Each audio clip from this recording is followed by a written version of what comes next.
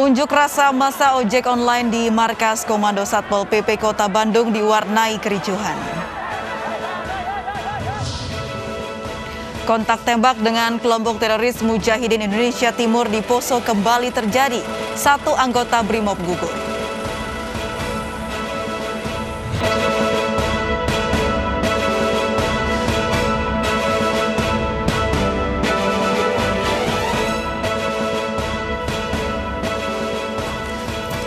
Halo, selamat malam pemirsa.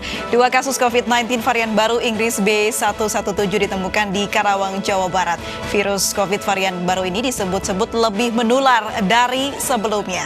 Bersama saya, Aprilia Putri, inilah Ayus Malam selengkapnya.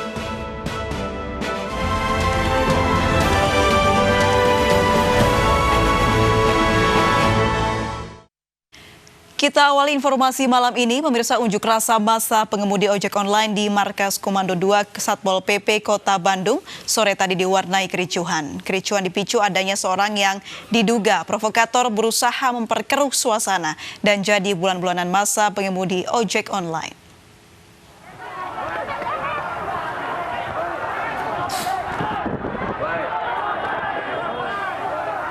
Unjuk rasa massa pengemudi ojek online di markas Satpol PP Kota Bandung di Jalan Dalem Kaum bermaksud untuk mencari titik terang kasus pemukulan pengemudi ojek online oleh anggota Satpol PP. Namun saat proses mediasi ada seorang yang diduga provokator menyelinap ke kerumunan massa pengemudi ojek online. Pria yang belum diketahui identitasnya itu kemudian dikeroyok oleh massa.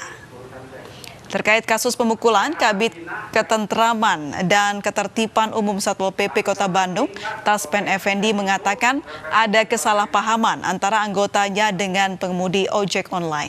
Permasalahan antara Satpol PP dan pengemudi ojek online telah dimusyawarahkan dan diselesaikan secara kekeluargaan. Diduga pemukul kan gitu kan. Nah, kalau dia bisa menunjukkan yang mukul ya kita bisa begini. Tapi dengan adanya itu karena kejadiannya bahwasanya ini anggota saya ada di sini. Nah, saya juga sebagai Satu PP nanti akan lapor dengan pimpinan. Nah, nanti kita akan berikan sanksi kepada anggota. Puluhan gubuk liar di pinggir rel kawasan Senen, Jakarta Pusat dibongkar paksa petugas KAI. Selain melanggar aturan dan mengganggu operasional kereta api, keberadaan gubuk liar juga membahayakan keselamatan para penghuninya.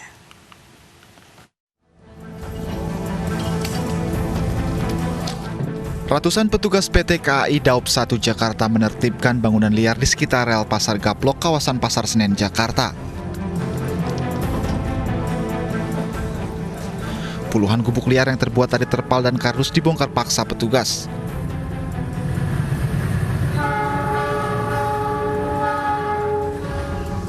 Para penghuni gubuk liar ini langsung mengemasi barang-barang mereka agar tidak diangkut petugas. Selain melanggar aturan, aktivitas warga di sekitar rel dinilai membahayakan baik untuk operasional kereta api maupun warga sendiri. Memang penertiban ini dilakukan merupakan bentuk dari sterilisasi area jalur rel di mana memang sesuai Undang-Undang 23 tahun 2007 tidak boleh ada aktivitas masyarakat ataupun juga bangunan yang berdiri yang ada di sekitar area jalur rel yang seperti itu. Setelah ditertibkan, PT KAI akan menutup sejumlah dinding beton pembatas yang jebol agar kedepannya tak ada lagi warga yang beraktivitas di sekitar areal perlintasan kereta.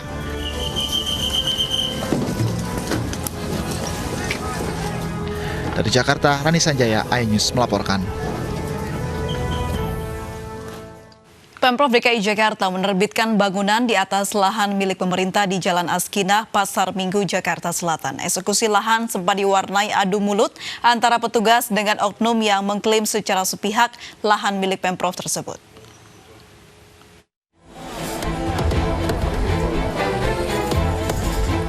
Pemerintah Provinsi DKI Jakarta berhasil mengambil alih kembali lahan seluas 4.380 meter persegi yang sempat diakui pihak lain. Bisa lihat aja, bisa lihat. Mau di mana? Di mana? Adu mulut sempat terjadi saat eksekusi lahan berlangsung. Lahan yang berada di Jalan Askinah, Kebagusan, Jakarta Selatan ini telah diklaim sepihak oleh oknum yang diduga merupakan komplotan mafia tanah. Di area ini telah dibangun pagar tembok serta rumah permanen. Seluruh bangunan kini telah diratakan oleh ratusan petugas yang tergabung dalam personil 3 pilar. Menurut PLT Wali Kota Jakarta Selatan, penertiban sudah dilakukan 4 kali. Namun masih saja ada pihak-pihak yang mengklaim lahan milik Pemprov DKI ini secara sepihak. Bolak-balik kita tertibkan, ini yang keempat kalinya. Jadi saya minta setelah ditertibkan, lokasi ini harus betul-betul rapat ya. Artinya kita tutup dengan tembok, dengan pagar-pagar kita. Dan bila perlu saya minta kemarin kepada Pak Kapolres, apabila ada pihak-pihak yang memasuki pekarangan agar diproses hukum. Rencananya lahan yang sudah ditertibkan ini akan digunakan pemerintah untuk membangun fasilitas pendukung pendidikan. Dari Jakarta dan Helmi Sajambati, iNews melaporkan. Pemirsa, penertiban pedagang kaki lima di Kota Medan berakhir ricuh. Pedagang berusaha merebut kembali barang dagangan yang diambil Satpol Pamung Praja.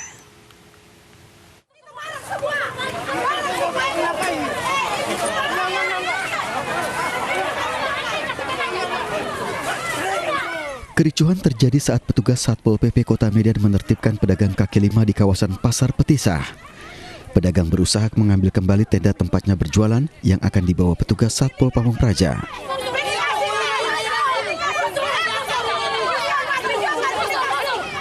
Pedagang protes karena penertiban dinilai pilih kasih. Mereka juga mengaku tidak melanggar aturan selama berjualan di sekitar pasar. Petugas Satpol PP bersikeras aktivitas pedagang kaki lima melanggar perda larangan berjualan di bahu jalan dan di atas parit.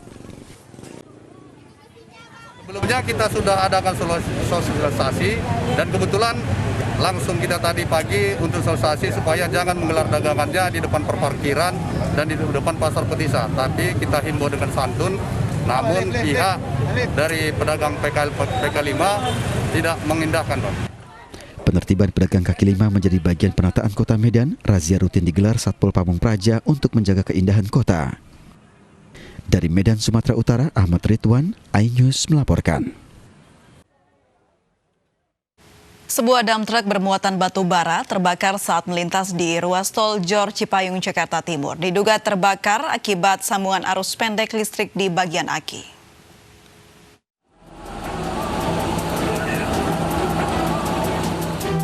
Inilah video amatir dam truk yang terbakar di kilometer 35 tol dalam kota Cipayung, Jakarta Timur. Petugas pemadam kebakaran yang tiba di lokasi langsung berupaya memadamkan api.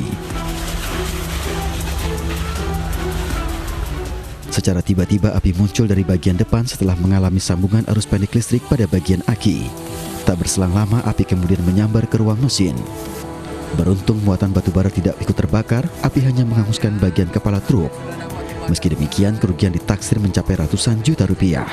Satu, terjadi korsleting listrik dari aki dan membakar bagian mesinnya, di kap mesinnya itu sendiri.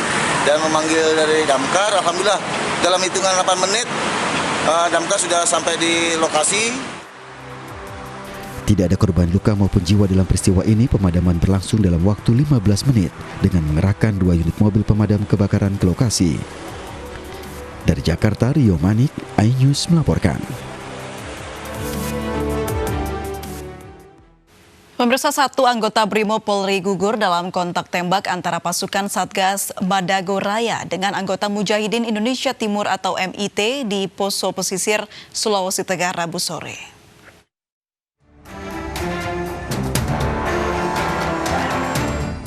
Kontak tembak Satgas Madagoraya dengan kelompok Mujahidin Indonesia Timur atau MIT kembali terjadi Rabu sore sekitar pukul 15 waktu Indonesia Tengah. Kontak tembak terjadi di kilometer 8 Desa Gayati, Kecamatan Poso Pesisir Utara, Kabupaten Poso, Sulawesi Tengah. Kabid Humas Polda Sulawesi Tengah Kombes Pol Didik Pranoto mengatakan satu anggota Brimob bernama Bribtu Herlis gugur setelah tertembak di bagian dada. Jenazah Bribtu Herlis dibawa ke Rumah Sakit Bayangkara Palu untuk divisum.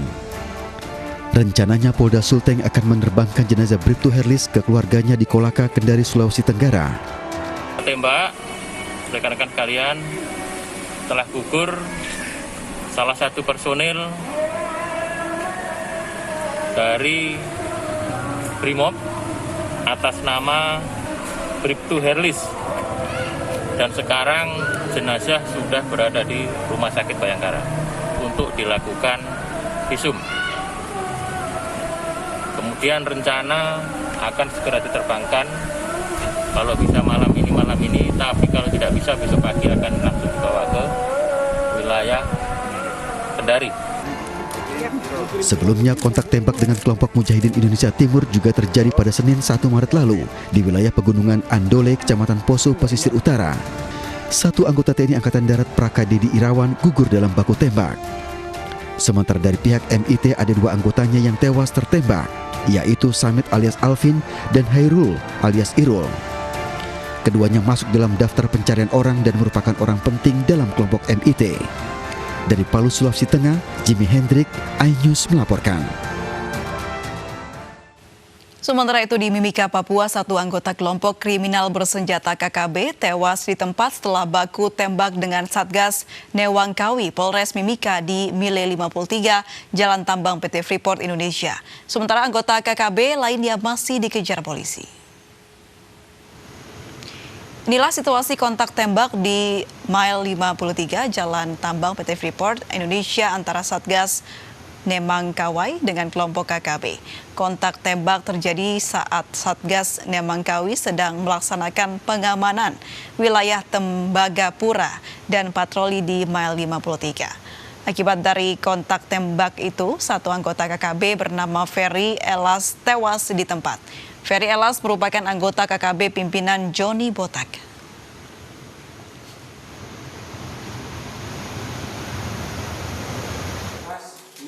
Kapolres Mimika AKBP I Gusti Gede Era Adinata menjelaskan Ferry Elas merupakan DPO dari Polres Mimika pada tahun 2017. Dari tangan Ferry, polisi menyita foto, HP, senter, tas, dan oli yang kemungkinan untuk membersihkan senjata. Diketahui Ferry Elas pernah menembak mobil milik PT Freeport di Tembagapura dan pada tanggal 24 September 2017 melakukan penembakan terhadap mobil pengawalan di Mile 61. Pada tanggal 25 September 2017 juga, Ferry Elas kembali menembak mobil PT Freeport di Mile 60 dan masih banyak kasus penembakan yang melibatkan Ferry. Jadi perlu saya sampaikan, ini adalah fakta di lapangan. Yang saya sampaikan, sementara ini masih kita temukan dari hasil kontak tembak tersebut hanya 1 orang. Memang dalam waktu aksi kontak tembak terlihat banyak orang. Namun demikian setelah kita mengecek TKP kita temukan 1 orang. Tidak menutup kemungkinan ada korban lain dari selain Ferry Elas. Dan kita harapkan apabila ada informasi dari masyarakat bisa disampaikan kepada kita, pihak aparat, untuk kita mengecek ke TKP. Seorang wakil pimpinan perusahaan swasta di Pademangan, Jakarta Utara ditetapkan sebagai tersangka dalam kasus pelecehan seksual terhadap 2 orang karyawatinya. Kami kembali usai jeda berikut ini.